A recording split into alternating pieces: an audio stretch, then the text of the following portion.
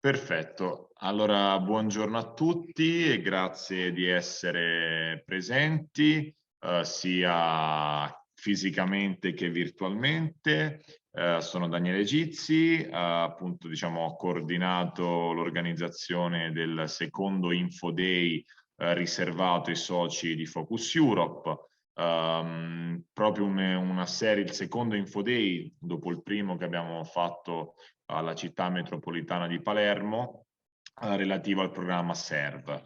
Proseguirà un terzo evento informativo da organizzare presumibilmente nella seconda metà dell'anno in autunno, sempre riservato ai soci, ai comuni soci di Focus Europe sul programma Erasmus.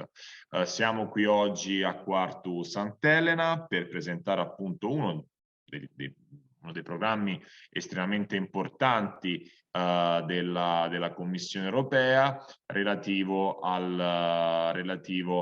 al settore della cultura. L'evento è registrato, così come le presentazioni, in modo tale che i soci che non hanno potuto partecipare oggi potranno poi riprendere la registrazione che sarà condivisa. Il programma di oggi prevede una mia presentazione, un'introduzione del programma Creative Europe, ma poi la cosa forse più importante e interessante è che per dare anche un aspetto concreto, un aspetto più fattuale di quelle che sono le attività che possono essere fatte all'interno del programma Creative Europe, abbiamo invitato 5 speakers rappresentanti di altrettanti progetti già finanziati e già in corso all'interno del programma Creative Europe, che potranno darvi, insomma, nella 10-15 minuti di presentazione a loro disposizione, un approccio pratico, concreto, cioè di che cosa si può fare, di che cosa è possibile realizzare attraverso il finanziamento, i finanziamenti del programma Creative Europe. Non mi dilungo oltre e inizio con la presentazione che, ripeto, è registrata. Le cui slide poi saranno messe a disposizione dei partecipanti e soprattutto ovviamente partecipanti soci di Focus Europe. Il programma Creative Europe o Europa Creativa ha una durata di 7 anni come tutti gli altri, insomma la maggior parte della programmazione europea, iniziata nel 2021, quindi abbiamo la prima call del 2021 che già la seconda call della nuova programmazione che è scaduta proprio qualche settimana fa. Abbiamo la terza call che è prevista, le terze call, perché vedremo sono diverse, che sono previste nel corso dell'anno, ma soprattutto all'inizio del prossimo anno. La dotazione complessiva del programma è di 2,4 miliardi di euro, che ovviamente non sono pochi, e il programma Creative Europe o Europa Creativa si divide in 3 sottoprogrammi: il sottoprogramma media, il sottoprogramma cultura e il sottoprogramma transettoriale. Noi oggi vedremo analizzeremo più che altro l'aspetto, il sottoprogramma, se così vogliamo chiamarlo, cultura, e all'interno del programma cultura, del sottobando, sottoprogramma, chiamiamolo come vogliamo, strands vengono chiamati dalla Commissione, cioè linee, andremo ad analizzare un bando estremamente interessante per i progetti, per i comuni, i comuni soci, anche i comuni soci di Focus Europe, ma anche altre organizzazioni culturali, che è appunto il bando Cooperazione Internazionale, che appunto all'interno del quale sono stati proprio selezionati ed invitati gli speakers rappresentanti i progetti. Quali sono gli obiettivi del programma? Questi chiaramente sono gli obiettivi generali di tutto il programma, poi noi vedremo gli obiettivi più specifici della linea cultura e del bando cooperazione internazionale. Sono sostenere a livello generale la creazione di opere a livello europeo, aiutare i settori creativi, e quando noi culturali creativi, e quando noi parliamo di settori culturali creativi si parla a 360 gradi, quindi si parla di teatro, di pittura, scultura, musica, settore audiovisivo, quindi non c'è un limite, diciamo, non c'è un taglio specifico su questo o quell'argomento. Settori culturali e creativi a 360 gradi, quindi questo è già, diciamo, una prima informazione utile della quale dovete fare tesoro, perché potenzialmente tutto ciò che è per voi, insomma, nel vostro territorio, danza, musica, tradizioni, può sicuramente essere sviluppato per un'idea progettuale all'interno del programma Creative Europe, tra le varie linee disponibili. Oltre a questo, chiaramente un forte impulso che il programma Europa Creativa vuol fare è quello anche di spingere verso la digitalizzazione anche dell'ambito cultura, quindi far sì che sia sempre più possibile portare a un più ampio pubblico, senza anche magari lo spostamento fisico, le opere culturali, cioè diciamo, il settore il settore sta già andando verso una forte digitalizzazione, no? Basti pensare durante i momenti più bui della pandemia, quando abbiamo avuto l'opportunità di apprezzare delle visite virtuali guidate agli Uffizi, alla Cappella Sistina, che sembrava veramente, diciamo, di essere lì presenti. Quindi, ecco, diciamo, il programma cerca anche in questo modo di spingere verso questa direzione, quindi nel settore della digitalizzazione. Ovviamente anche non trascurando quella che invece è proprio l'industria audiovisiva europea, quindi con la realizzazione di corto, di film, di documentari. Chiaramente questo poi afferisce più la linea media che non quella cultura, però diciamo questo è importante per voi che lo sappiate comunque. Quali sono gli obiettivi specifici del programma Creative Europe? Far sì che gli operatori culturali di tutta Europa siano in grado di raggiungere sempre un nuovo pubblico, un pubblico sempre più alto, più grande, sviluppare anche le competenze necessarie per appunto fare quella rivoluzione o comunque quel passaggio o quel rafforzamento della promozione della cultura a livello digitale, ma soprattutto, cosa estremamente importante, far sì che i vari attori nel settore creativo, associazioni, organizzazioni culturali, fondazioni, comuni, regioni, cooperino tra loro per far sì che appunto le caratterizzazioni culturali del proprio territorio siano messe in collegamento con quelle di altri territori europei. Andiamo adesso appunto a vedere, a dare il taglio più specifico della nostra presentazione su quella che è la linea cultura del programma Creative Europe, quindi lasceremo un pochino più da parte quella media, insomma quella legata al settore audiovisivo, che ha nel tempo fatto anche diciamo notevoli e interessanti, ha prodotto notevoli risultati proprio in campo anche della cinematografia. Vi sarà capitato qualche volta di vedere soprattutto al termine di un film, all'inizio di un cortometraggio, di un documentario realizzato grazie al sostegno della Regione Sardegna, Regione Lazio, ma anche del programma Creative Europe settore media. Ecco, fate caso che ci sono molti situazioni in cui alcuni film, diciamo anche serie TV vengono poi finanziate, sono state poi finanziate non solo da Netflix o da altre, ma anche dal programma Creative Europe nel settore media. Nel nostro caso, invece, il settore la linea cultura, uno dei principali obiettivi della sottolinea cultura, da non confondere, il programma, ripeto, Europa Creativa ha diverse linee, le due principali sono cultura, culture o media.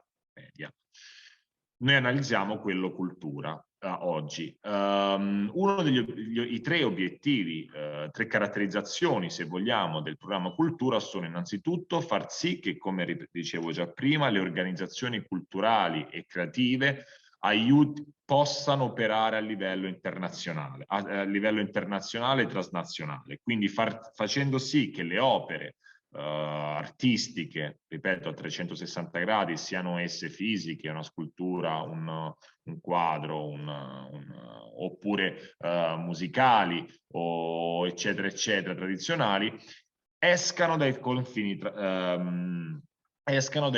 nazionali, quindi far sì, nel limite del possibile, che ci sia una circolazione delle opere culturali e anche degli operatori culturali, sia ben chiaro, a livello internazionale. Appunto proprio, e per questo si crea una situazione, diciamo, ci sono finanziamenti che mirino appunto a far sì che queste magari caratterizzazioni culturali a livello territoriale escano e possano andare a intercettare un pubblico più ampio, no? Quindi immaginiamoci nel caso molto concreto di festival tradizionali che vengono annualmente svolti sul territorio, che chiaramente hanno una portata, seppur importante, comunque locale, regionale, al massimo tradizionale, nazionale, o se qualche turista per caso, diciamo, va a visitare, ecco, far sì che questa attività diventi e sia collegata con altre analoghe a livello europeo e che magari si possano anche creare dei festival internazionali, parlando del caso specifico. Ovviamente le declinazioni pratiche sono molte e, ripeto, le vedremo anche con gli speakers invitati. Quindi diciamo la parola d'ordine, se vogliamo, diciamo la parola principale nel settore cultura e nel bando cooperazione internazionale soprattutto, è quello di incoraggiare gli operatori culturali a lavorare a livello internazionale, ok? Senza togliere chiaramente poi all'aspetto locale e alle attività che vengono svolte a livello territoriale. All'interno un po' una matriosca, no? Se vedete abbiamo sempre delle specifiche che portano poi a capire al meglio dove noi possiamo orientare la nostra proposta progettuale. All'interno del programma Cultura ci sono 3 azioni specifiche, sono azioni orizzontali che sono appunto mirate a creare progetti di cooperazione, reti, piattaforme, mobilità per gli artisti professionali, sviluppo di politica a livello europeo che vadano a rafforzare il settore della cultura.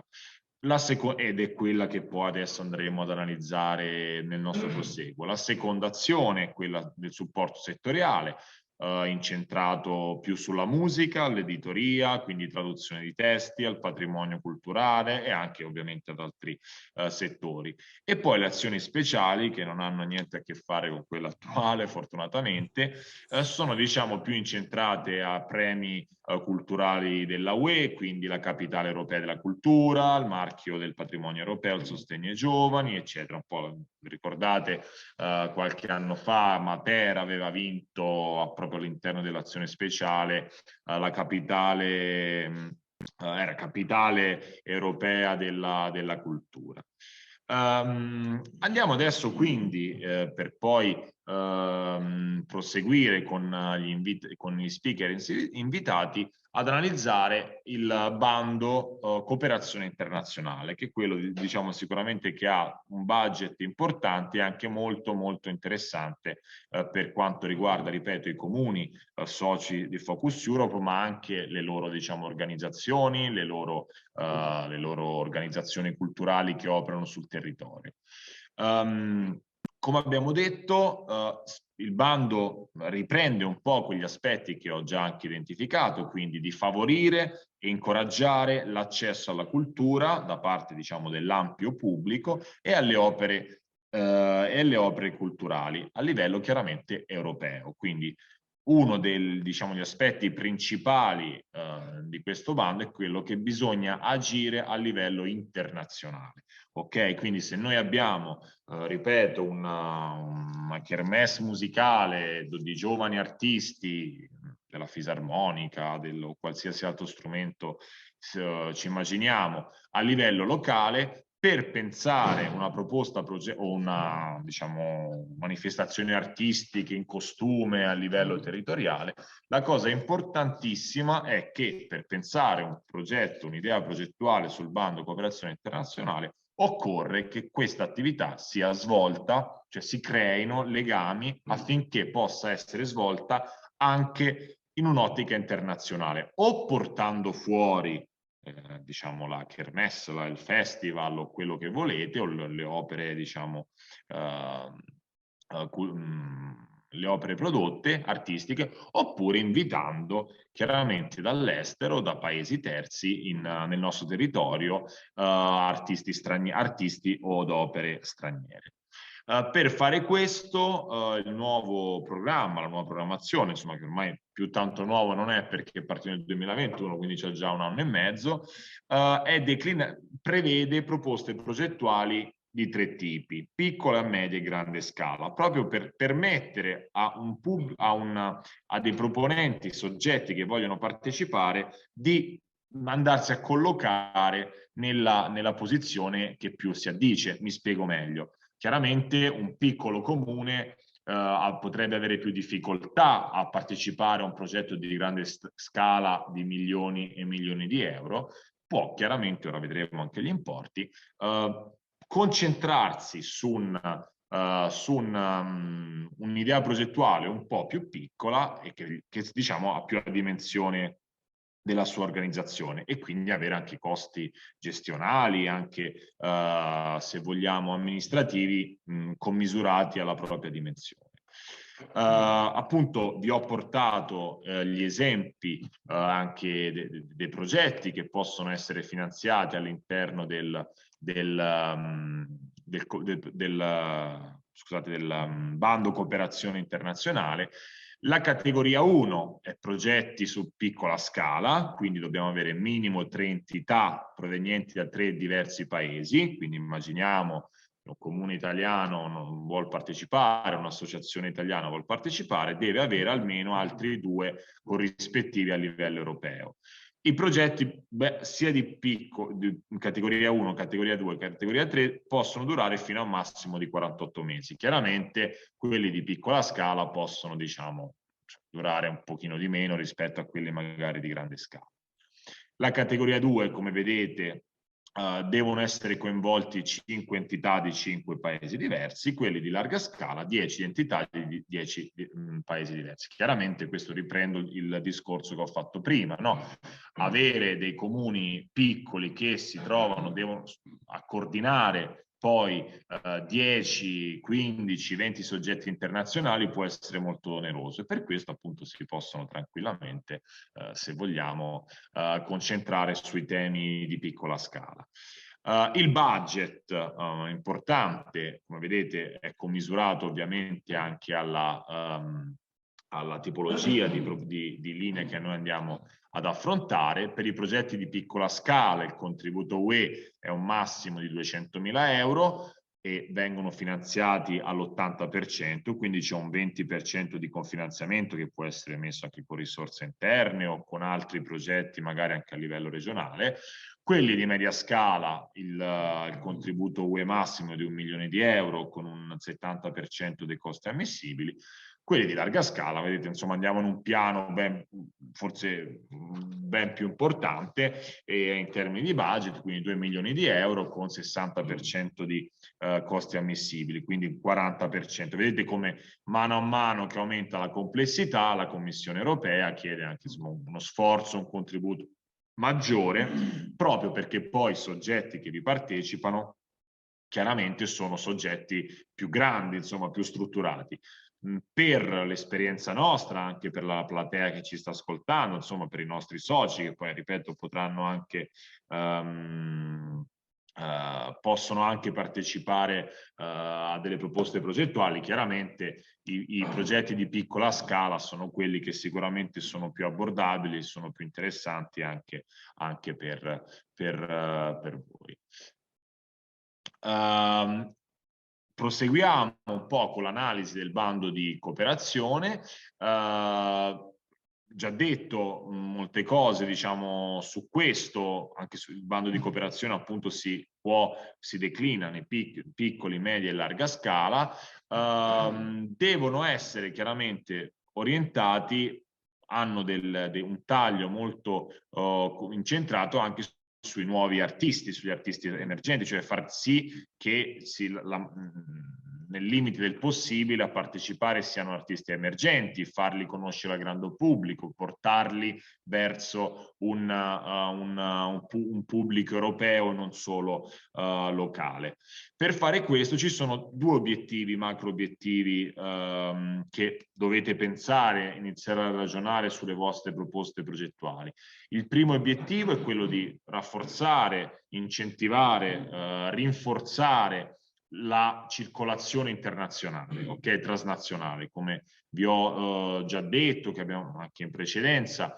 Uno degli obiettivi è quello di far sì che la cultura a 360 gradi esca dai confini locali, regionali, nazionali e diciamo, sia messa a servizio, portata a conoscenza del pubblico europeo. Per fare questo, chiaramente, si può fare attraverso sia la mobilità degli artisti, emergenti o non, e anche delle opere. Chiaramente, ovviamente senza alcune sottopriorità che possiamo trovare, sono le preoccupazioni. Bisogna tenere conto, considerare anche tutti gli aspetti sanitari, il contesto, e anche qui troviamo un nuovo ritorno anche sugli aspetti digitali, cioè far sì che questa attività venga fatta anche digitalmente quando e dove possibile. L'obiettivo 2 del bando cooperazione internazionale è quello, diciamo, più rivolto. Il primo obiettivo, se volessimo riassumerlo, è un po' di mobilità internazionale degli artisti, di rafforzamento degli aspetti digitali. L'obiettivo 2 invece è quello più innovativo, no? Cioè provare a studiare soluzioni tecnologiche, ma non solo, anche diciamo nuovi modelli, nuove pratiche per produrre cultura, per fare arte. Gli obiettivi e le varie priorità che le vostre idee progettuali dovranno tenere in mente, dovranno, diciamo, essere prese in considerazione, sono sostanzialmente 6. No? Quindi voi adesso che mi ascoltate, o chi poi rivedrà la registrazione dai nostri soci, o che, diciamo, potrà circolare all'interno del proprio staff dei comuni, quando iniziate a pensare, passerete dall'idea dovuta anche, diciamo, all'esperienza del vostro territorio, a poi provare a proporre un'idea progettuale per questo bando. Sono 6 sostanzialmente le priorità che dovete prendere in considerazione. Non è detto che debbano essere tutte prese in considerazione, però almeno 2 o 3 devono essere prese in considerazione.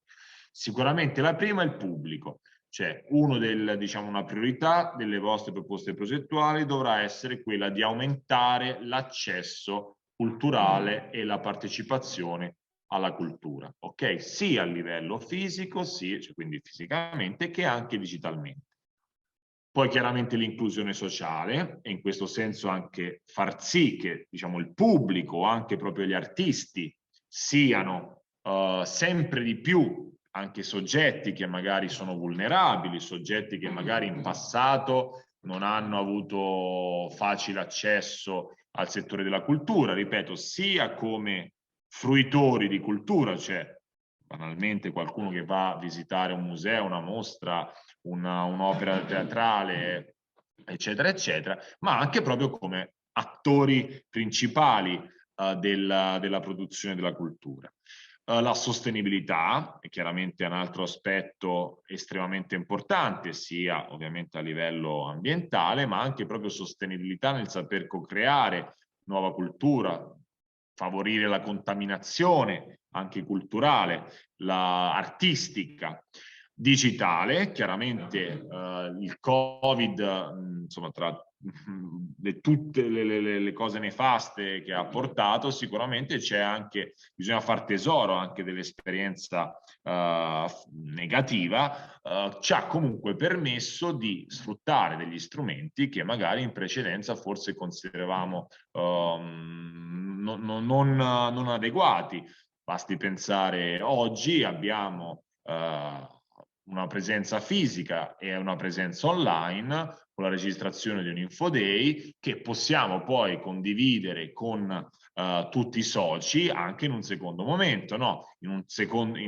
Chiaramente questa non è una cosa culturale, però anche pensare questo in un'ottica culturale. Noi in passato abbiamo sempre organizzato Infoday fisici, chiaramente la presenza fisica comporta spostamenti, comporta costi, e avere una partecipazione di 10-15 persone, poi diciamo il 20 persone, l'Infoday tra i soci si concludeva sostanzialmente in quel modo. Adesso, oltre alla presenza fisica, abbiamo la presenza online, e oltre alla presenza online live abbiamo modo anche chiaramente poi di diffondere l'Infoday raggiungendo praticamente quasi la totalità dei nostri soci, circa 80 comuni, che in precedenza questo strumento chiaramente anche noi ci siamo innovati, non l'avremmo utilizzato, avremmo solamente preso una parte dei soci nostri, o comunque avremmo dovuto organizzare più eventi sui vari territori. Così diciamo si riesce chiaramente a ottimizzare e quindi riuscire anche a raggiungere un pubblico più alto. Questo è ovviamente chiaramente un obiettivo del programma Creative Europe.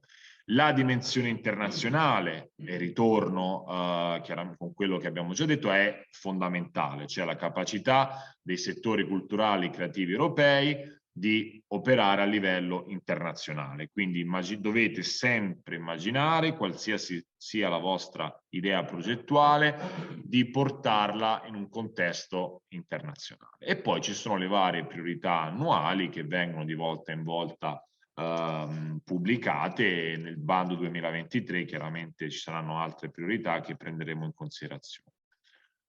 Chi può partecipare? Possono partecipare al bando le persone giuridiche, pubbliche e private, residenti nei paesi partecipanti al programma Creative Europe, che sono sostanzialmente tutti i paesi membri dell'Unione Europea, 27 paesi membri, più i paesi associati al programma, che al 6 maggio sono i seguenti: Islanda, Norvegia, Albania, Bosnia e Erzegovina, Macedonia del Nord, Montenegro e Serbia. Ce ne sono altri che si stanno comunque, diciamo, associando al programma e che quindi potranno poi partecipare.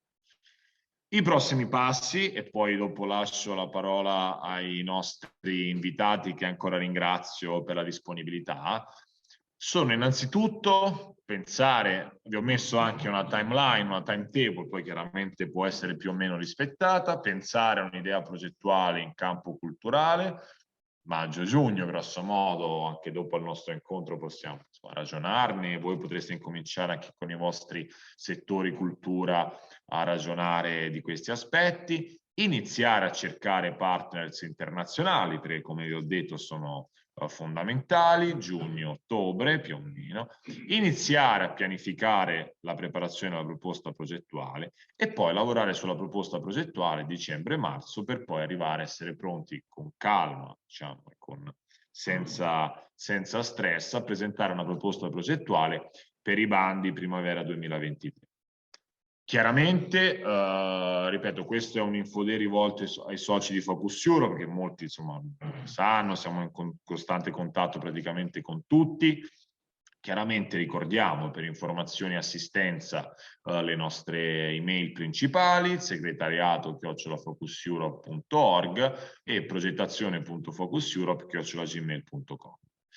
Adesso, come suggerisce l'ultima slide, diamo la voce ai progetti approvati, finanziati, attualmente in corso, perché chi loro meglio di chiunque altro può raccontarci e spiegarci quello che è stato fatto, quello che può essere fatto all'interno del programma Creative Europe.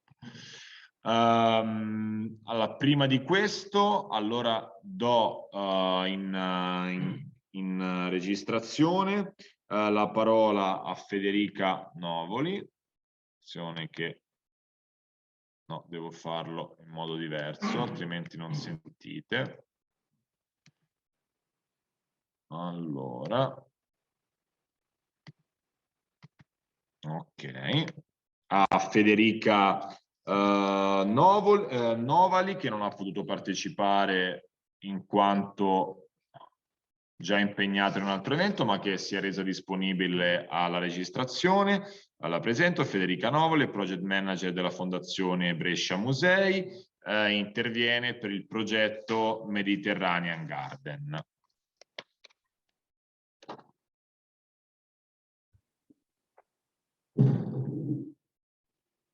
Buongiorno a tutti, sono Federica Novali, coordinatrice dei servizi educativi di Fondazione Brescia Musei. Ringrazio moltissimo per questo invito, mi fa molto piacere partecipare a questa giornata e raccontarvi il progetto dei Mediterranean Garden che ha vinto il bando Europa Creativa nel 2020. Come è nato il progetto? Siamo stati contattati da una docente universitaria di Atene, una museologa che conosceva già la nostra realtà e che l'ha ritenuta adatta a questo tipo di progetto, che a sua volta ci ha messo in contatto con l'agenzia ateniese Anemon, che si occupa di realizzare audiovisivi e documentari di ambito culturale.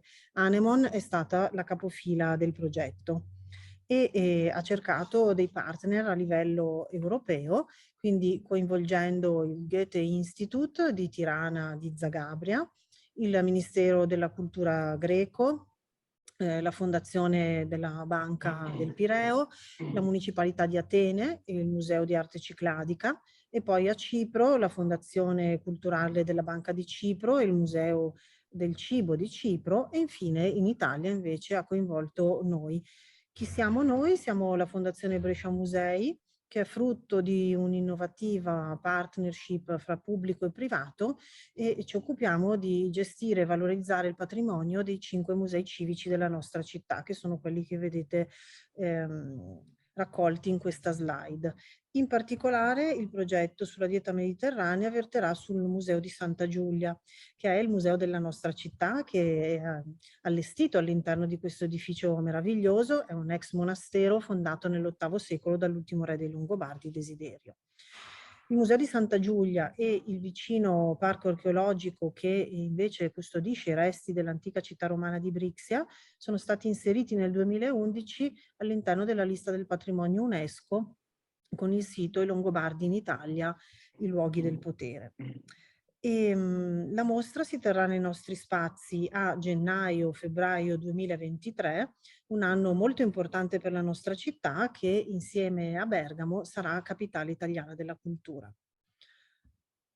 Il titolo iniziale del Mediterranean Garden è stato poi ridefinito in Footprint, questa è la locandina della prossima appunto mostra e l'abbiamo ridefinito poi in italiano con la dieta mediterranea oggi. La finalità del progetto è quella di ispirare il cambiamento e riconnettere il pubblico a quella che è la dieta più sana e sostenibile del mondo. Quindi la protagonista di tutto questo progetto è lei, la dieta mediterranea, che è stata riconosciuta come patrimonio immateriale dell'umanità nel 2010 da una candidatura transnazionale che comprende tanti paesi affacciati sul Mediterraneo come l'Italia, la Spagna, la Grecia, il Marocco, Cipro, la Croazia e il Portogallo. La dieta mediterranea è più di una lista di alimenti sani o di una tabella nutrizionale. È in realtà uno stile di vita vero e proprio che comprende una serie di competenze, di conoscenze, di tradizioni concernenti la coltivazione, la raccolta, la pesca, l'allevamento, la conservazione, la cucina e anche la condivisione e il consumo di cibo. Oltre all'appoggio dell'UNESCO, la dieta mediterranea ha anche quello dell'Organizzazione Mondiale della Sanità, oltre che quello della FAO. Inoltre è diventata un modello per affrontare concretamente i prossimi anni, rispondendo alle sfide dei 10 obiettivi di sviluppo sostenibile dell'Agenda ONU 2030. Tra le varie declinazioni del progetto c'è stata anche la realizzazione di una mostra itinerante che viaggerà in Europa fra il 2022 e il 2024. Si inizierà in autunno 2022 a Tirana per poi proseguire e chiudere l'anno a Zagabria. All'inizio del 2023 la mostra sarà invece a Brescia per poi proseguire a Cipro e in Grecia e si stanno studiando anche possibili tappe successive in altri paesi. La mostra sarà una mostra essenzialmente di fotografia contemporanea, infatti sono stati coinvolti questi 5 fotografi noti a livello europeo, ognuno di loro ha realizzato dei reportage all'interno dei paesi che prima appunto vi ho citato e che fanno parte appunto della candidatura transnazionale della dieta mediterranea e ognuno di loro ha catturato paesaggi completamente differenti, da villaggi isolati a luoghi di montagna, centri urbani, esplorando temi diversi come la sostenibilità, la tradizione, la cucina, la salute, la povertà e molto altro. In Italia, a Brescia, abbiamo ospitato il fotografo olandese Chris de Bode, che ha deciso di lavorare con i giovani chef di un istituto alberghiero della nostra città. Abbiamo infatti coinvolto il CFP Canossa e i tanti ragazzi che qui sognano di diventare appunto un giorno dei cuochi. Chris ha rivolto loro alcune domande su cui riflettere, cosa vi ha spinti a cucinare, perché, che cosa vorreste realizzare e diventare in un futuro. E da questa base, da queste riflessioni, ha poi realizzato un reportage fotografico molto molto interessante. La mostra sarà naturalmente arricchita da una serie di eventi collaterali, ci saranno progetti educativi, workshops, proiezioni di documentari e anche passeggiate culinarie.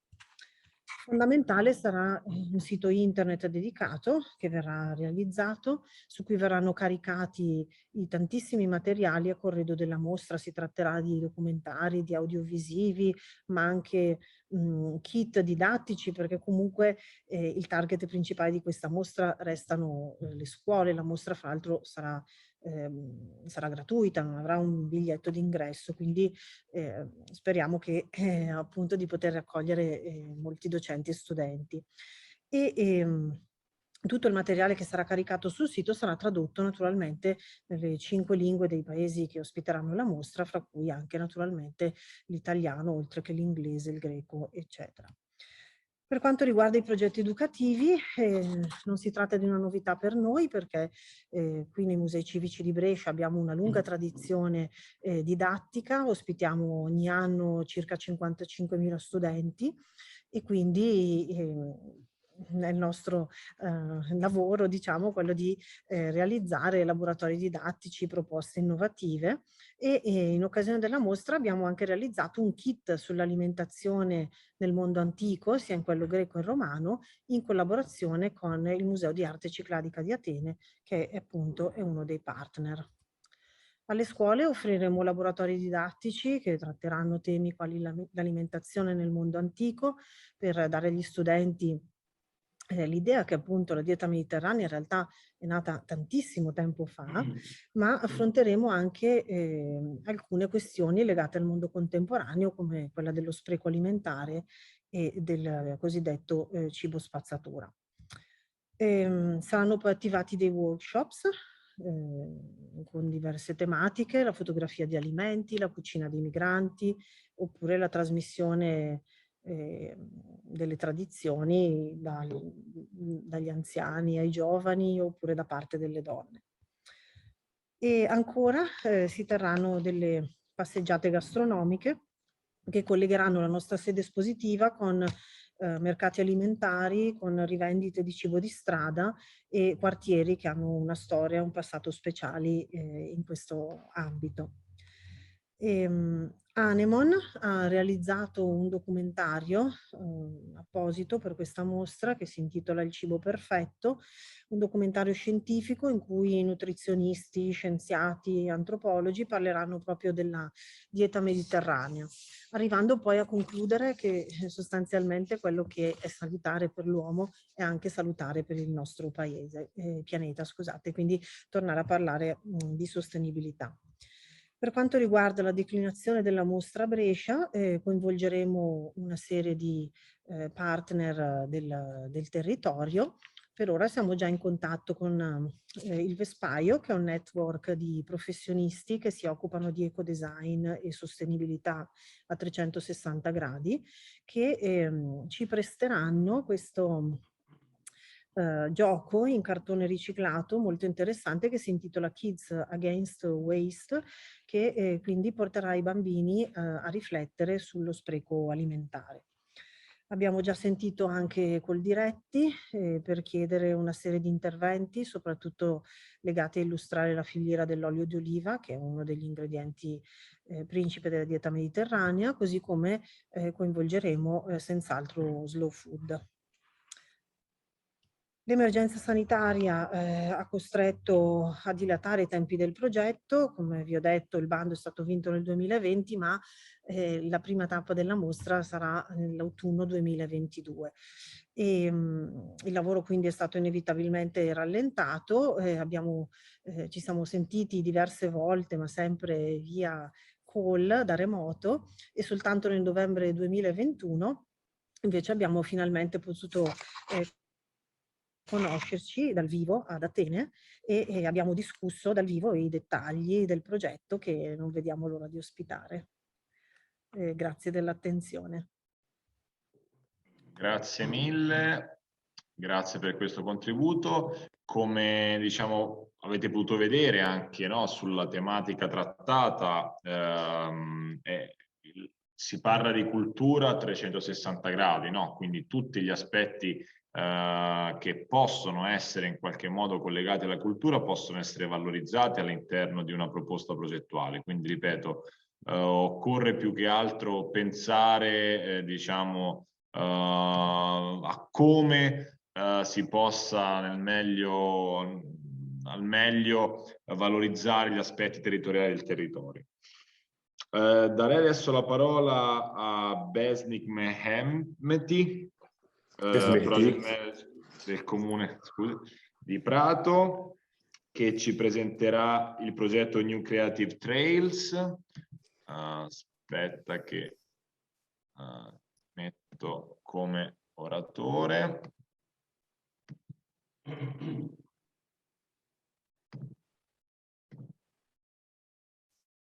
Ok.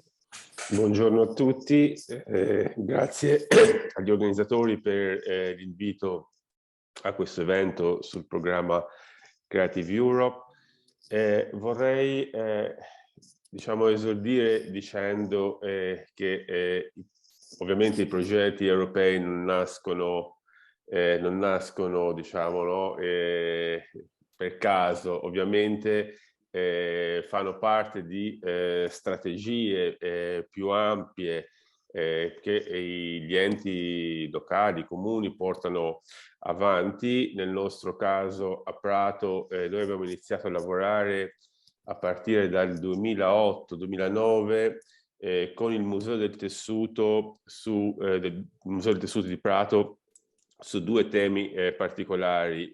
In primis la salvaguardia del patrimonio tessile anche a livello europeo attraverso la digitalizzazione e la messa a disposizione delle nuove generazioni di designer e appunto il supporto a queste nuove generazioni di designer del tessile e della moda per poter in qualche modo leggere, interpretare in chiave contemporanea, creativa questo patrimonio. Abbiamo sviluppato diversi progetti diciamo su queste linee, in particolare dei progetti MED. Nel 2009 abbiamo vinto il progetto Tex Made In che già diciamo introduceva il tema della digitalizzazione del patrimonio tessile mediterraneo e più in generale europeo, e abbiamo in quegli anni anche un po' visto lo scetticismo da parte soprattutto delle imprese tessili, non solo a condividere il loro patrimonio, ma in particolare anche a creare degli archivi digitali, quindi spendendo, no, tempo e denaro per far questo. E a distanza di quasi 15 anni invece il mondo è totalmente cambiato. Ormai tutte le imprese, almeno quelle più grandi a Prato, ma credo anche in Italia, hanno il proprio archivio digitale, vanno nelle fiere non solo con, diciamo, con i loro tessuti, ma portano anche diciamo, una rappresentazione del loro archivio digitale. In una recente visita in una delle aziende più importanti del distretto pratese, la Manteco, abbiamo visto come c'è il ruolo proprio centrale, no, che ha l'archivio digitale nell'attività dell'impresa. E quindi attraverso questi progetti noi abbiamo cercato di supportare le nostre imprese a diciamo, ad approfittare, no, degli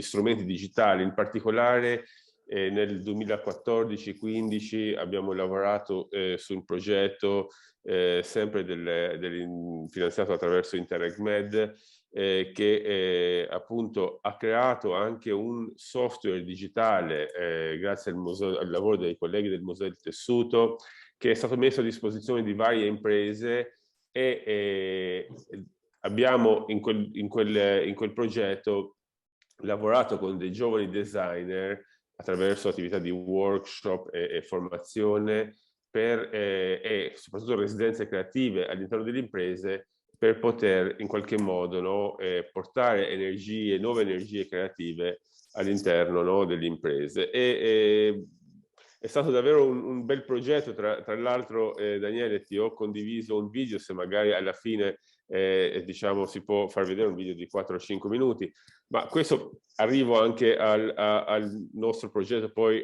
Native, che è finanziato da Creative Europe. Ecco, però volevo anche diciamo rappresentare un lavoro appunto di quasi 15 anni ormai, che stiamo svolgendo insieme al Museo del Tessuto di Prato.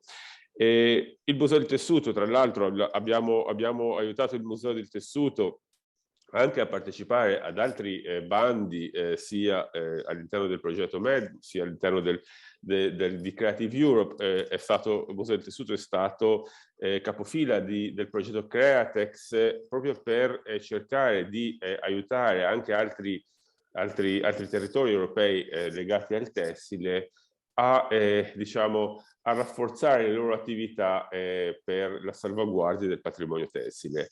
E quindi è nato da questa collaborazione è nato anche il progetto Native.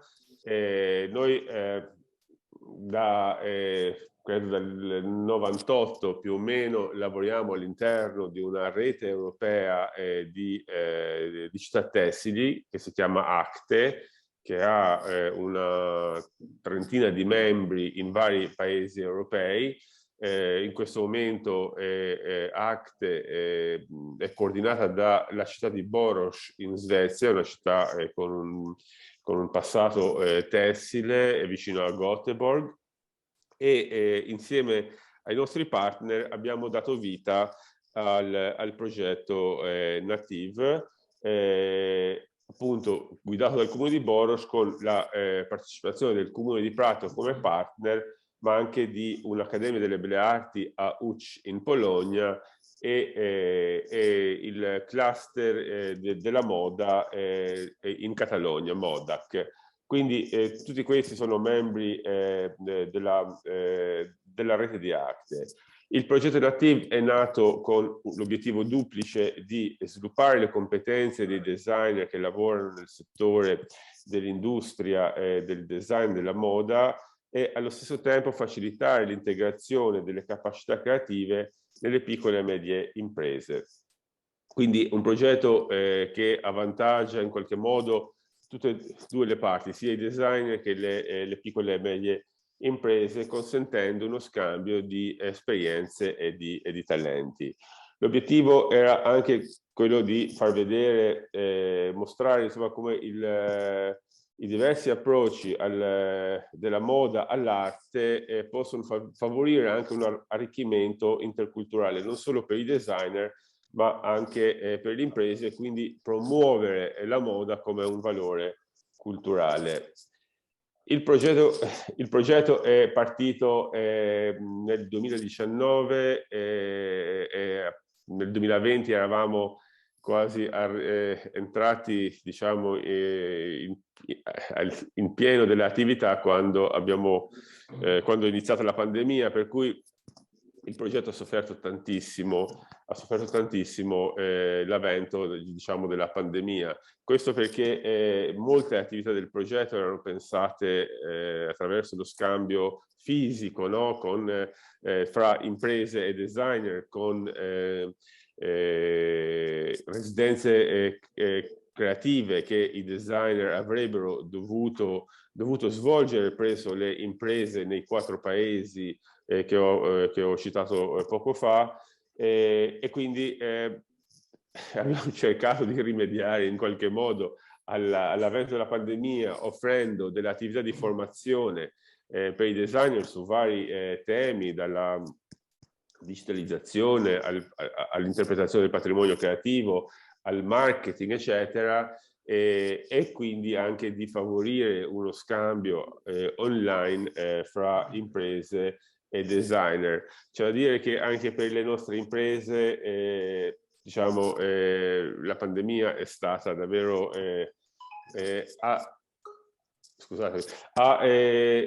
diciamo, creato una serie di problemi sulle quali non mi sto a dilungare, ma insomma, e quindi molte imprese tessili hanno dovuto anche riconvertire la loro produzione verso, diciamo, diciamo, le mascherine o altri dispositivi medicali. Quindi il progetto ha sofferto moltissimo, abbiamo cercato di in qualche modo di portarlo avanti fino in fondo, appunto utilizzando gli strumenti digitali. Alla fine abbiamo premiato i designer che sono stati appunto scelti attraverso una sfilata virtuale che è avvenuta nell'estate scorsa all'interno di un evento che si chiama Rebel Pin, comunque una sfilata di moda che è sempre diciamo, organizzata sempre all'interno della rete di Acte. Ecco. Quindi diciamo, questo è stato anche per noi un primo insegnamento, no? su come affrontare i progetti europei in un momento di pandemia. La nostra fortuna diciamo, è stata quella di conoscere già i nostri partner, no? A differenza della collega di Brescia, che diciamo, ha raccontato come i partner sono incontrati, e questo è avvenuto anche per altri progetti di cui noi siamo partner, per la prima volta dopo 2 anni, no, di lavoro online. Noi avevamo la fortuna comunque di conoscere e di avere anche comunque diciamo un certo rapporto costruito da diversi anni di collaborazione all'interno della rete Acte con i partner di Creative di Native. Quindi questo da una parte ha facilitato ovviamente il lavoro online, però ecco, la presenza di imprese tessili che durante la pandemia avevano ben altro a cui pensare, ha un pochino ovviamente rallentato l'attività del progetto, ha creato una serie di problematiche nuove che attraverso appunto la creatività abbiamo cercato di risolvere. Daniele, non so se vuoi far vedere un video che ti ho mandato poco fa attraverso un link ma giusto per darvi un pochino l'idea di quello che abbiamo fatto in questi anni attraverso i progetti europei che menzionavo prima, dai MED ai Creative Europe. Grazie. Certo, grazie a te, grazie per l'intervento, anche per l'esperienza molto interessante, anche perché appunto ci fa capire, no, come anche gli aspetti creativi, culturali si devono necessariamente legare anche al contesto, a parte ovviamente alle esperienze precedenti, ma anche al contesto in cui ci si trova, no? Quindi voi avete, diciamo, siete riusciti a valorizzare un aspetto che è veramente commerciale, no? Quello della sartoria o comunque del tessile, con un aspetto più culturale, quindi diciamo è molto interessante anche far capire come valorizzare in un'ottica culturale tutte le caratteristiche che magari non nascono come culturali, ma sono più di natura industriale o commerciale, che però possono avere ovviamente un risvolto anche nel senso culturale. Condivido allora subito il tuo... Se posso aggiungere un'ultima cosa, è fondamentale diciamo, per le nostre imprese in generale, ma in particolare per il distretto, per quelle del distretto pratese, lavorare con i giovani designer emergenti, cercare di farli conoscere i tessuti, perché non so quanto nelle scuole di design della moda venga, diciamo, quanta formazione venga fatta sui tessuti. In un recente incontro che abbiamo avuto con un'impresa molto importante pratese, ci raccontavano come addirittura i nuovi direttori delle case di moda, dei marchi di moda, non conoscono i tessuti, e quindi far conoscere ai designer appunto il lavoro che c'è dietro, no? Lo sviluppo di un determinato tessuto è davvero fondamentale per la stessa sopravvivenza delle nostre imprese. Grazie. Grazie, condivido allora il video che mi hai mandato in precedenza o ora di recente? Un link sulla chat. Ah, ok, perché abbiamo anche un altro video. Ok, allora. Se è possibile, se altrimenti andiamo avanti. Perché forse devo provare se l'audio va, perché il file andrebbe, se avessi il file potrei farlo vedere. Vediamo. Vabbè, non ti preoccupare, questo... andiamo avanti. Se... Magari lo lasci, no, provo a vedere se si partecipanti, se lo vogliono vedere. Ok. Provo. Se hai il file, sentite, vedete.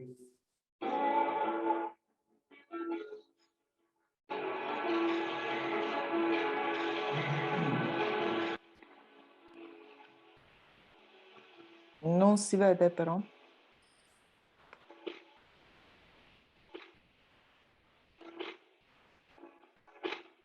No, Daniele, direi no, non si vede nulla. Comunque direi che, ok, che magari se vuoi condividerlo con i partecipanti va benissimo. Insomma. Ok, va bene, lo lascio qui allora. Va bene, grazie.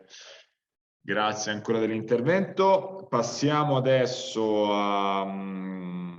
al progetto Versus, Heritage for People. Maddalena Kenza, Project Manager dell'Università di Cagliari, quindi diciamo siamo vicini. Noi siamo a Quartu, ricordiamo nello splendido contesto dei Cappuccini, del ex convento dei Cappuccini messo a disposizione dal comune di Quartu. Ecco che metto in evidenza dottoressa Kenza. Prego. Grazie, buongiorno a tutti. Io sono Maddalena Kenza, appunto, docente alla Scuola di Architettura di Cagliari.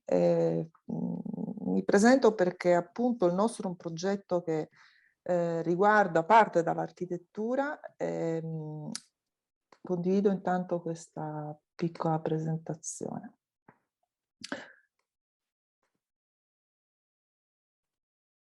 Allora, il nostro progetto si chiama Versus, è un progetto, vediamo se metto via questo. È un progetto che è stato finanziato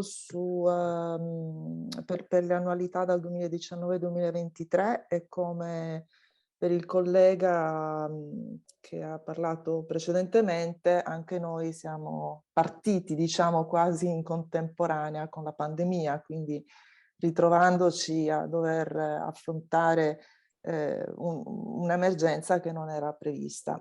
Questo naturalmente ha rallentato di poco, però devo dire, il nostro progetto, perché siamo comunque partiti, abbiamo comunque proseguito con le nostre attività abbastanza speditamente.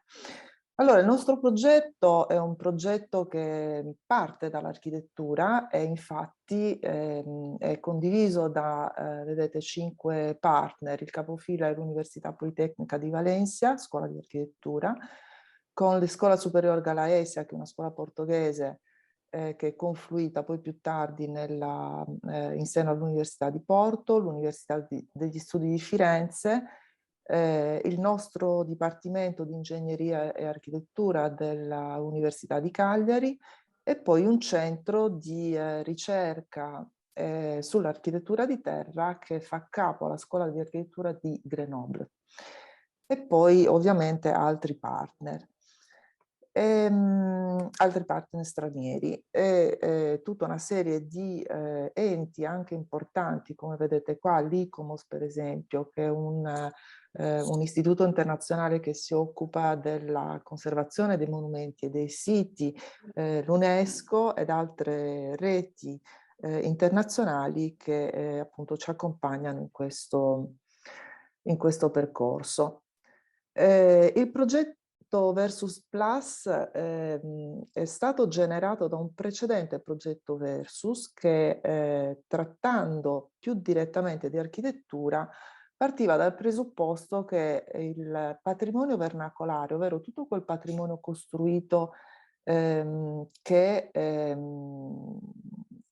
fatto non di monumenti ma piuttosto di architetture spontanee, semplici, non necessariamente disegnate dall'architetto, ma comunque progettate con estrema perizia, maestria e conoscenza, può essere un patrimonio che ispira le nuove generazioni per tutto quello che noi consideriamo architettura sostenibile.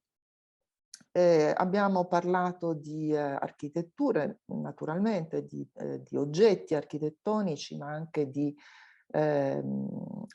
città, di paesi e di città, e poi ancora di culture costruttive, cioè tutte quelle conoscenze, sapienze, esperienze che hanno prodotto quelli che sono i nostri paesaggi costruiti, e poi ancora tutto quel patrimonio immateriale che è collegato al costruire, che è fatto di tante cose diverse, perché ci sono artigiani che lavorano il legno, la ferramenta, che producono gli elementi edilizi, ma anche che manutengono questo patrimonio nel tempo. Ci siamo occupati quindi diciamo di 3 settori fondamentali, che sono quelli dell'ambiente, il settore socioculturale e anche quello socio-economico, cercando di ricondurre questi 3 settori a quelli che sono che generano i principi della sostenibilità e che fanno sì che possiamo considerare sostenibili non solo certi edifici, ma anche certi approcci e certe consuetudini. Ci siamo occupati molto di trasferimento delle culture costruttive, ma anche del mantenimento dei paesaggi naturali, oltre che naturalmente di quelli urbani, e poi di tutte quelle economie, di tutti quei legami, diciamo, con le economie locali soprattutto, e quelle circolari in particolar modo. Tutto ciò per fare che cosa? Per capire quale può essere il contributo, ovvero quali sono le lezioni che noi architetti, ma non solo, noi cittadini possiamo apprendere per costruire in maniera più sostenibile. Questo è un progetto, adesso non entro ovviamente nel dettaglio di questo precedente progetto che pure era finanziato sulla misura cultura creativa.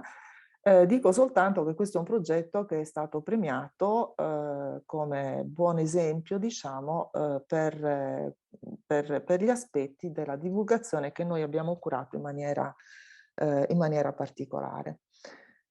Ecco, da questa prima esperienza abbiamo immaginato un secondo progetto che abbiamo chiamato Versus Plus, con un sottotitolo che non tratta più solo di architettura, ma tratta di patrimonio più in generale. Abbiamo infatti sottotitolato, scusate, questo progetto Patrimonio per la gente. L'obiettivo è infatti quello di raggiungere le persone comuni e avvicinarle a un patrimonio che spesso neanche le persone del luogo conoscono, ovvero lo conoscono però non riescono ad attribuirgli un adeguato valore. E quindi fondamentalmente il nostro progetto si è posto 3 obiettivi generali, quindi quello di promuovere, ovviamente rafforzare ed espandere le relazioni internazionali e transculturali, quello che facciamo ormai da tanti anni noi partner del progetto e che condividiamo ovviamente con interlocutori internazionali appunto.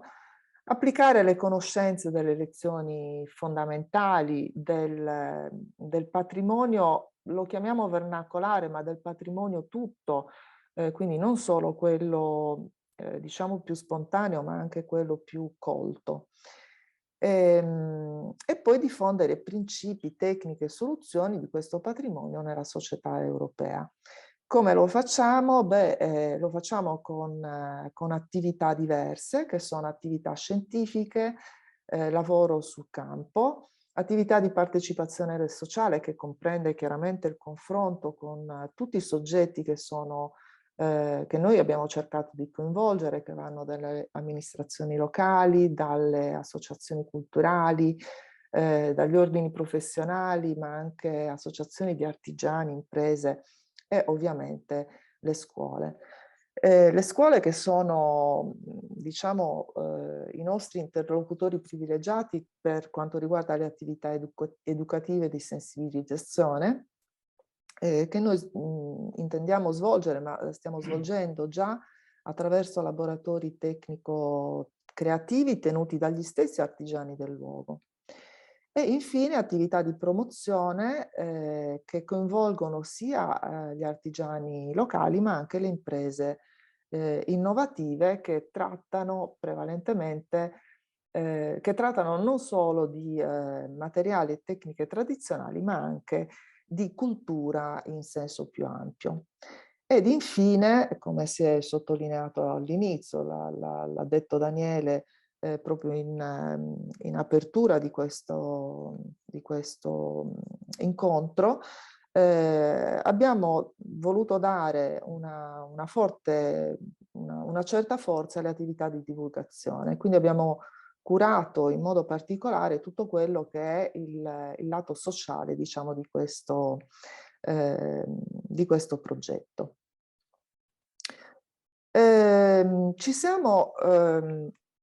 Allora, quando abbiamo iniziato il progetto,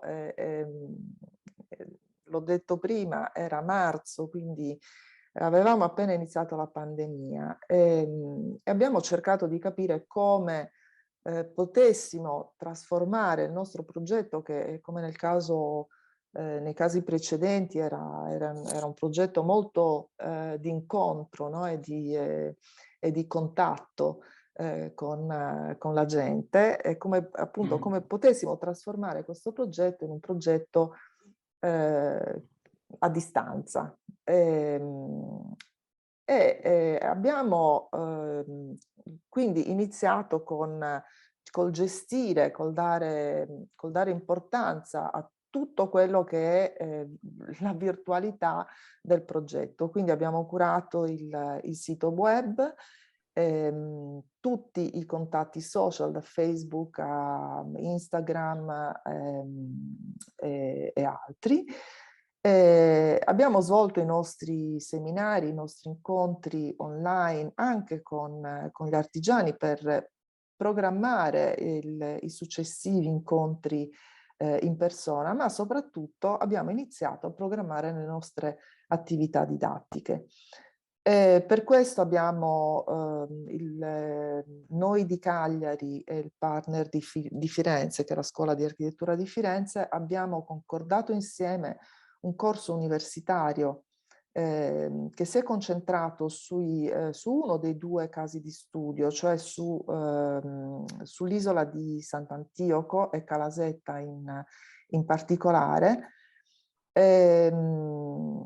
e che è in corso di svolgimento ancora adesso, perché l'abbiamo attivato appunto in questo semestre, e che ha portato i ragazzi in loco, quindi sia i ragazzi di Firenze che i ragazzi di Cagliari si sono trasferiti una settimana a Calasetta e lì hanno svolto una parte importante del lavoro di ricerca e di catalogazione degli esempi che noi intendiamo portare come caso studio del progetto. Il secondo caso studio è Formentera.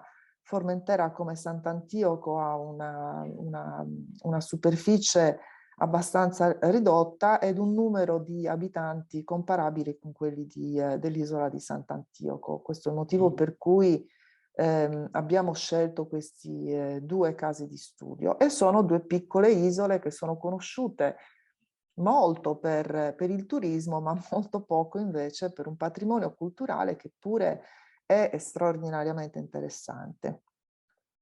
Sono state fatte già alcune missioni sia a Formentera che a Sant'Antioco, missioni che ci hanno dato la possibilità di incontrare gli artigiani, le associazioni, soprattutto le giovani popolazioni a cui noi vorremmo prevalentemente rivolgerci. E abbiamo iniziato a mettere in campo i festival, che sono una delle attività che leggete nella parte più a destra della slide previste dal progetto. I festival sono in realtà un concentrato di attività sia educative che di sensibilizzazione, e al contempo sono anche delle attività promozionali per quelle che sono le attività che si svolgono nei due centri che noi abbiamo individuato come casi studio. E in particolare è stato già svolto, ovvero si sta svolgendo ancora il festival che noi abbiamo localizzato a Calasetta, che è iniziato il 25 di aprile con un seminario, ma che ha coinvolto sia i nostri studenti che le persone con cui noi abbiamo dialogato a Calasetta in particolare, con una serie di attività che, come leggete, hanno compreso diverse cose, per esempio delle serenate che tradizionalmente si fanno.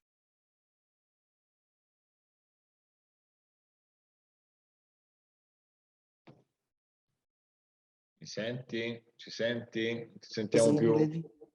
Non sentite? No, sei ritornata, scusami, forse si era interrotta la linea, scusami. Sì. Dicevo delle serenate che sono semplicemente delle passeggiate cantate che vanno a toccare itinerari che comprendono per esempio le case di persone ammalate o allettate che non hanno la possibilità di uscire e che in questo modo attraverso la musica ricevono un contatto dagli stessi compaesani. Ma poi tante altre attività con le associazioni culturali locali, con il museo, con le scuole, eccetera. Qui una sintesi delle attività di diffusione che sono state messe in campo e sulle quali stiamo facendo un grosso investimento.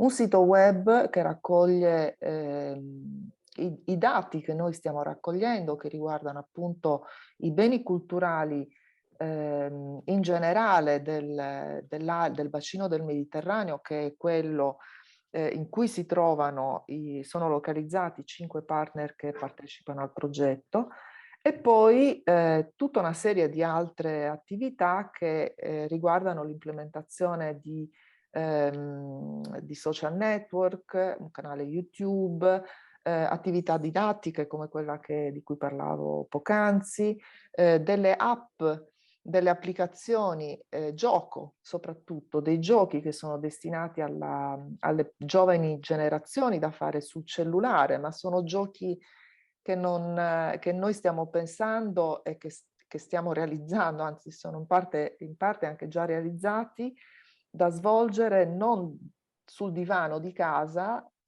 Qualcuno prima ha detto alcuni musei sono stati resi visitabili digitalmente, no? Virtualmente, da casa, come è successo per i Musei Vaticani. Noi stiamo cercando di giocare virtualmente, ma alla scoperta del luogo, però è di persona, quindi si gioca a Calasetta, girando per Calasetta e scoprendo il patrimonio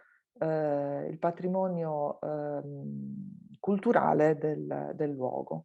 E poi mostre, convegni e chiaramente pubblicazioni, perché essendo noi tutte università, ovviamente di questo prevalentemente ci occupiamo. Insomma, ho fatto una carrellata veloce di quelle che sono le nostre attività. Forse non ho detto che noi partner siamo un gruppo che è già consolidato non solo dal precedente progetto, ma addirittura da progetti ancora più datati, che erano stati finanziati col programma Cultura 2000, che è stato forse alla base di questo nuovo programma. Questo non significa forse che occorra essere così solidali o così diciamo abituali per fare i progetti europei, però certo avere una base di partenza ci ha aiutati molto. Grazie. Grazie davvero a te, che ci hai dato anche, insomma, noi, come hai potuto sentire in apertura, come associazione abbiamo il 60-70% dei nostri comuni sono in Sardegna, e quindi insomma hai dato anche grazie per la tua presentazione, che ha dato proprio, diciamo, anche un esempio di attività che vengono fatte anche sul territorio sardo, e alle quali insomma possono anche suscitare interesse anche in termini di contributo di altri enti comunali, insomma, che sono, diciamo, nell'area del Cagliaritano e limitrofe. Quindi insomma penso che sia doppiamente interessante la tua presentazione. Grazie ancora, insomma, per essere intervenuta. Grazie a voi. Allora, passerei a questo punto non so se è collegata Valentina Kastlunger o da qualcuno da zona K, perché avevano problemi a partecipare. Se non ci sono, a questo punto darei la parola. Comincio. Ok, un attimo, devo interrompere la condivisione. Ok, darei a questo punto la parola in presenza al Massimo Mancini, direttore del Teatro di Sardegna, che interviene in presenza. Aspetta che devo riprendermi il ruolo di coordinatore. Maddalena, puoi interrompere la condivisione? perché altrimenti non riesco a riprendere. Ok, ci sono. Lascio la parola a un altro, insomma, in presenza. In presenza. Va bene. Buongiorno a tutti. Intanto io rappresento, sono il direttore generale del Teatro di Sardegna. Il Teatro di Sardegna è una struttura privata, quindi una cooperativa, quindi rispetto ai precedenti interventi è un'ottica un po' diversa. Dal 2015 il Teatro di Sardegna è riconosciuto dal Ministero come TRIC. Per collegarmi ai precedenti interventi è un po' come il Metastasio, la stessa famiglia del Metastasio a Prato o del CTB a Brescia, così visto per una connessione con gli altri interventi, ma insomma se sono persone a Palermo è lo stesso del Biondo di Palermo o dello Stabile di Catania, insomma è la grande famiglia dei soggetti che producono teatro in Italia. La nostra quindi grazie a questo è una forte dimensione nazionale e anche noi abbiamo interpretato questo nuovo ruolo dal 2015 anche con un ruolo regionale. Abbiamo la nostra sede diciamo, di lavoro principale a Cagliari e agiamo in uno spazio attualmente, uno spazio all'interno di una manifattura, di un'ex manifattura tabacchi, con alcuni progetti di comunità in alcuni quartieri della città. Siamo a Nuoro, dove saluto Salvatore, a Nuoro presenti al Teatro Eliseo e anche gestiamo una casa Manconi. La città di Nuoro è nota per delle case importanti, noi abbiamo preso in affitto una casa che era di un artista perché entra nel dialogo con le associazioni del territorio tramite questa casa. Ma poi siamo anche attivi a Paoli Latino, Flumini Maggiore e l'Argentiera, giusto per darvi una dimensione un po' regionale della nostra realtà, quella nazionale soprattutto una dimensione produttiva e teatrale. L'altro aspetto è la nostra dimensione internazionale, che ci siamo sempre chiesti dall'inizio come svilupparla, come raggiungerla e perché volevamo raggiungerla. Il primo elemento è una coerenza con le politiche regionali. Le politiche regionali parlano chiaramente di imprese che devono rafforzare sempre più la dimensione dell'export rispetto all'import e noi abbiamo in effetti le risorse estere o le risorse fuori Sardegna che noi portiamo in Sardegna sono superiori a quelle che riceviamo in Sardegna, quindi in questo come struttura culturale rispettiamo questa dimensione. Il secondo aspetto è quello più importante, cioè quello in una dimensione anche di marginalità, quello invece di creare contesti per la crescita del nostro personale e dei nostri artisti, cioè creare momenti, e qui forse l'obiettivo principale di Creative Europe è quello proprio del capability building, cioè di trasferire competenze e buone pratiche.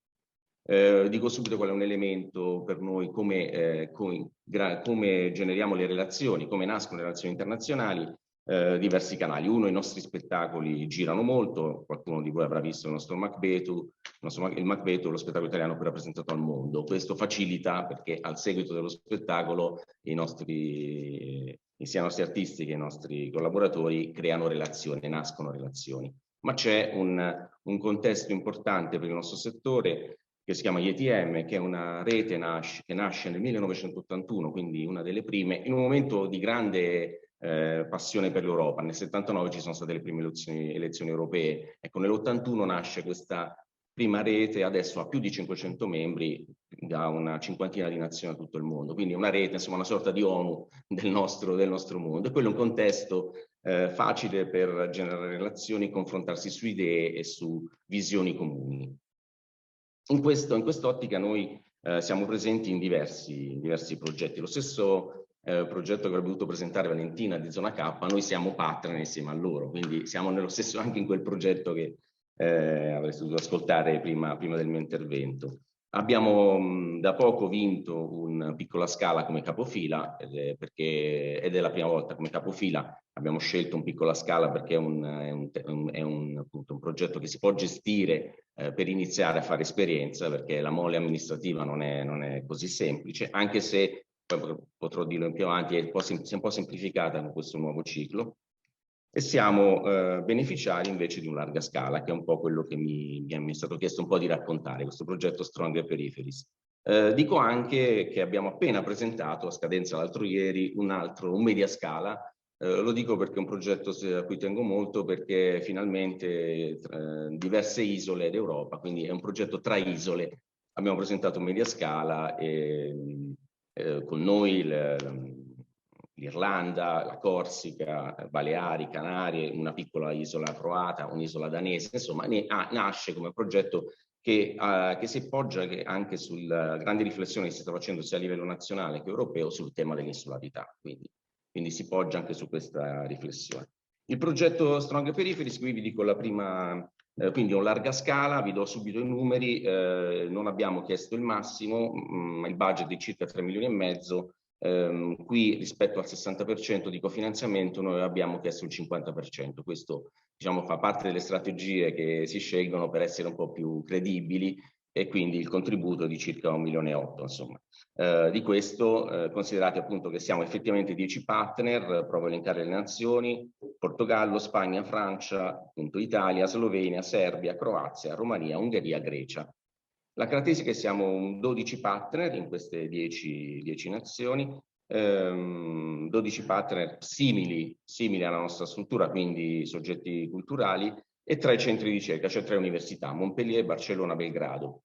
Mi concentro un attimo sul capofila e su un altro partner, perché ha degli elementi che potrebbero essere interessanti per voi. Cioè, il capofila è Artemrede. Artemrede è una rete, è una sorta di associazioni di comuni, con il sostegno anche statale, che sostiene in questi comuni i soggetti, gli operatori culturali. Quindi è una rete di comuni, quindi al di sopra, con un contributo anche statale, e sostiene proprio vari soggetti, comprese anche le scene nazionali, cioè compresi i soggetti come noi, quindi è un po' una sovrastruttura.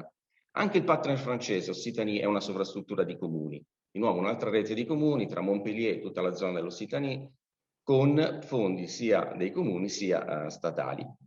Quindi Artemrede è il capofila, quindi è il capofila di questo progetto complessissimo. Quali sono le azioni principali? Uno è la prima azione, che abbiamo chiamato Tandem, sono delle coproduzioni tra 2 o 3 soggetti, cioè sono degli artisti che vengono selezionati tramite call. La dimensione diciamo, il linguaggio artistico è legato alle arti performative, quindi molto ampio, quindi non ristretto alla dimensione teatrale o danza, musica, molto molto ampio, che hanno una caratteristica comune, cioè quella di scegliere di lavorare nel periodo di ricerca con delle comunità, quindi abitano con dei modelli di residenza i nostri territori, i vari territori, cercano di creare una relazione con le comunità, e da questa relazione nasce l'ispirazione per un nuovo progetto. Rispetto ai vari bandi presenti, la novità, ma è molto specifica, però la dico, è che gli artisti non vengono scelti per la loro idea progettuale, ma per la loro visione artistica, cioè vengono scelti per quello che immaginano possa essere il ruolo dell'arte oggi, e quindi come riflettono su alcune tematiche che per noi sono abbastanza importanti in questo momento, con temi anche ampi. Uno, per esempio, having a voice, cioè dare voce a chi? Agli ultimi, a chi? Quindi facciamo delle domande, e gli artisti con le comunità che incontrano in periodi di residenza cercano di sviluppare un'idea che poi diventa un progetto produttivo. Il secondo elemento è quello di riflettere su dei nuovi modelli. La storia del nostro settore dice che in fondo le grandi rivoluzioni diciamo estetiche, di codice, anche di modelli, sono nate nelle periferie, cioè non sono i grandi centri che generano gli elementi di novità, ma sono le periferie, le marginalità, perché nelle marginalità probabilmente è più semplice, si ha meno paura di prendersi rischi, si ha meno paura di essere innovativi, di uscire fuori dagli schemi, e spesso perché si è meno rigidi sul codice, su quello che uno già conosce, cioè, si ha meno paura un po' del nuovo, di scommettere. E quindi da qui con tutti questi partner nascono, e cerchiamo di trasferire nuovi modelli, ognuno è un po' modello dell'altro, e quindi insieme creare una sorta di portfolio di nuove forme, nuovi modelli organizzativi, di immaginario, di comunicazione, di piattaforme, di strumenti.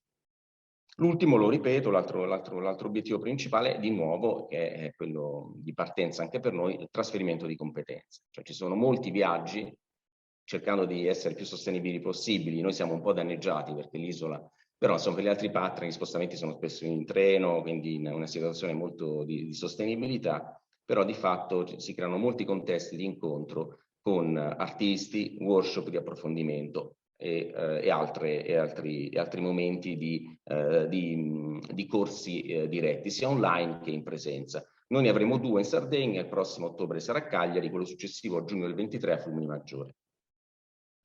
Non vorrei dire molto di più, vi dico appunto le complessità che ci sono dal punto di vista di chi poi vince un progetto. La parte amministrativa non è banale, diciamo il tipo di rendicontazione, ma insomma voi come struttura credo siate abbastanza forti nel rispondere a certi percorsi burocratici. Devo dire che c'è una novità interessante dei nuovi bandi, perché l'Unione Europea punta ad avere una rendicontazione molto più agile, più snella. Cioè, chiaramente va fatto il report dei numeri, dei costi, ma chiede molto di più degli oggetti, deliverables, dei risultati finali tangibili che possono essere caricati in piattaforma, che mostrano che l'evento è stato realmente realizzato. Cioè è molto più importante provare che il progetto, che tutto insieme il progetto si sta realizzando, piuttosto che la parte amministrativa. È abbastanza rivoluzionario perché è lo stesso soggetto in fase di presentazione a domanda che dichiara quali sono gli strumenti di verifica, cioè si autosceglie i propri strumenti di verifica. Quindi è un meccanismo molto interessante, lo dico perché sarebbe bello ci fosse una contaminazione anche in altri contesti più locali. Io insomma non vorrei dire altro, insomma sono qui in presenza, se ci sono domande sono a disposizione. Grazie.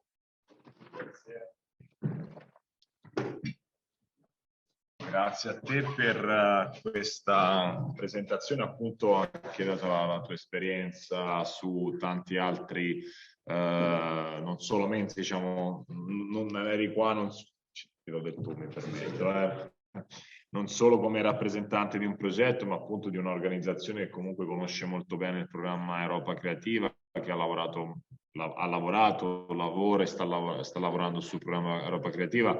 Sicuramente può essere anche un punto di riferimento molto importante a parte per noi, ma anche per altri comuni del territorio che chiaramente nel loro piccolo potrebbero avere interesse a valorizzare o a provare ad approcciare questo programma. Quindi diciamo, non è un invito, ecco, questo è sicuramente un infodema, anche un momento di incontro, anche se virtuale, durante il quale appunto si possono stringere contatti, rinforzare di nuovi appunto per proposte progettuali nel programma Creative Europe, ma anche su altre linee. Insomma, noi come Focus Europe siamo sempre a disposizione. Non so se diciamo, c'è qualche commento, intervento. Vedo anche collegati gli amici di Nuoro che lavorano molto, sono molto attivi, oppure no, è uscito proprio adesso. No, eccolo. Non so, Salvatore, se volevi anche come rappresentante dello Europe Direct, anche se non sei in agenda, fare un fuori onda prima di congedarci. Sì, grazie.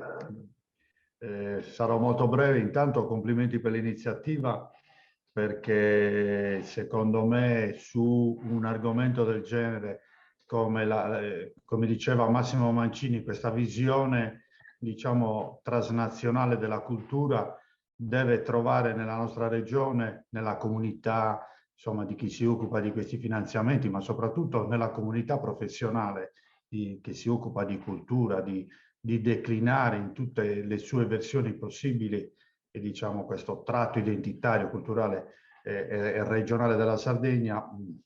Io dico che bisogna investire in tempo, in scelte strategiche, bisogna investire in governance. E la mia presenza oggi non è casuale perché, a parte essere responsabile di centro europeo, dove non sono un tutologo, io ho bisogno ogni tanto di fermarmi e di ascoltare gli approfondimenti programma per programma. Questo è un fondo diretto dove la partecipazione è complessa e quindi ha bisogno di competenze anche a livello di amministrazioni locali che devono essere residenti.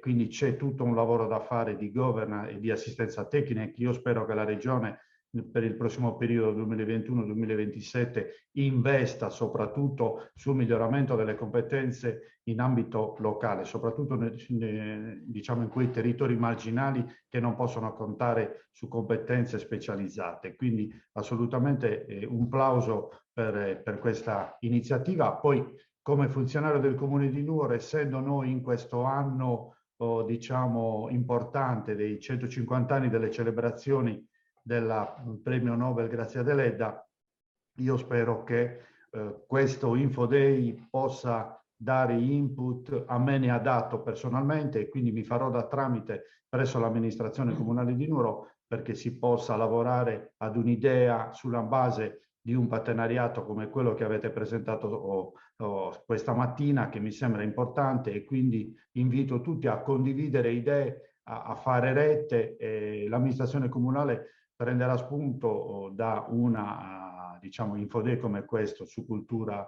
su Creative Europe, perché possa immaginare o possa ragionare insieme ad un partenariato esteso di presentare una candidatura per quella scadenza che è annunciato nel 2023. Quindi ancora complimenti per l'iniziativa. Grazie davvero Salvatore della partecipazione, dell'intervento, insomma anche delle belle parole, grazie. Ringrazio tutti gli speaker che hanno partecipato online in presenza, ringrazio i partecipanti, ringrazio anche tutti e spero che questo Info Day sarà utile anche coloro che appunto avranno la possibilità poi di rivedere l'Info Day per intero. Infatti ricordo che l'Info Day è stato registrato e verrà condiviso solo esclusivamente tra i soci di Focus Europe che ne hanno fatto richiesta, insomma ne sono diversi che ne hanno fatto richiesta. Quindi grazie ancora davvero a tutti, grazie al comune di Quartu Sant'Elena, al sindaco Graziano Milia che ci ha permesso insomma di essere qui, a tutto lo staff organizzativo che ha del comune di Quartu Sant'Elena che ci ha permesso di svolgere al meglio questo incontro, e anche un grazie doveroso a tutti i colleghi di Focus Europe che non si sono visti ma che hanno lavorato praticamente nell'ultimo mese per permettere insomma dell'organizzazione e il coinvolgimento di una ampia platea insomma che di progetti rappresentati. Davvero grazie a tutti, e vi ricordo che sarà un terzo appuntamento ufficiale per i soci di Focus Europe sul programma Erasmus probabilmente in autunno, ma ci saranno anche altri diciamo Info Day di questo tipo, anche tematici sul Creative Europe. Ne abbiamo anche qualcuno in cantiere in fase embrionale, ma che probabilmente riusciremo a fare anche prima dell'estate in altri territori della Sardegna. Comunque insomma i nostri canali comunicativi li conoscete in quanto soci, e tenetevi aggiornati che ci saranno novità. Grazie ancora, anche grazie ai presenti, parlo qui in camera insomma, ma ringrazio anche tutti i presenti. Buona giornata e buon lavoro e buon fine settimana.